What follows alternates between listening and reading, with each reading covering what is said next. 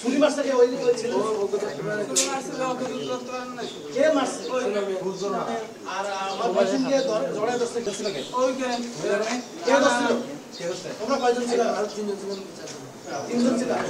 এই আপনি বিছানো কয়জন ছিল? আর ওকে ছুরি মারছে কে? জড়ায় ধরছে বিছানো না? মানুষ তো তিনজন।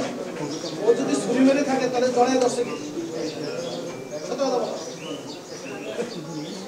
ছেলেটা যে পর্যটকরা আসতো তাকে বলো যে মারা গেছে, তাকে ছুরি মারা আছে। আপনারা জানেন গতকালকে বিকালে আমাদের এখানে সাংস্কৃতিক কেন্দ্রের সামনে একটা ছিনতাইয়ের ঘটনা ঘটে।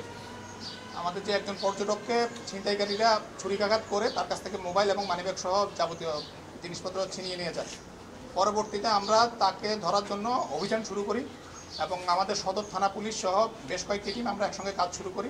পরবর্তীতে আমরা একে একে শহরের বিভিন্ন জায়গা থেকে আমরা 5 জন ছিনতাইকারীকে গ্রেপ্তার করি এবং তাদের ছিনতাইয়ের কাজে ব্যবহৃত একটি মোটরসাইকেল সহ বিভিন্ন জায়গা থেকে ছিনতাই হওয়া 11টি মোবাইল আমরা উদ্ধার করি। বর্তমানে যারা 5 জন আমাদের হেফাজতে আছে তাদের প্রত্যেকের নামেই ছিনতাইয়ের বেশ কয়েকটি মামলা সহ আরও অন্যান্য মামলা রয়েছে। তো বর্তমানে তাদের বিরুদ্ধে আইনানুগ ব্যবস্থা প্রক্রিয়াধীন। এরা প্রত্যেকেই একাধিক ছিনতাইয়ের সাথে জড়িত এবং তাদের নামে এই থানাতে বিভিন্ন মামলা আছে ছিনতাইয়ের। তো আমাদের বর্তমানে সদর থানাতে বিভিন্ন জায়গাতে 6টা টহল টিম আমাদের আছে। আমাদের শুধু এই শহর কেন্দ্রিক আমাদের শহরেই দিনে 3টা রাতে 4টা মোবাইল টিম আমাদের চালু থাকে সবসময়। তা আমরা পর্যটকদের নিরাপত্তার জন্য আমরা সবসময় চেষ্টা করে যাচ্ছি এবং এই আমাদের যেই কাজ এটা অব্যাহত থাকবে। তিনি হসপিটালে আছেন, বর্তমানে তিনি চিকিৎসাধীন আছেন এবং তিনি একটি মামলা করেছেন এখানে। না, আপনারা জানেন যে আমরা নিয়মিত কাজ করে যাচ্ছি। যারা ছিনতাইয়ের সঙ্গে জড়িত প্রত্যেককেই আমরা সার্ভেলেন্সে রেখেছি, তাদেরকে খোঁজা হচ্ছে, যাদেরকে পাচ্ছি আমরা তাদেরকে ধরেই আমরা আইনানুগ ব্যবস্থা নিচ্ছি।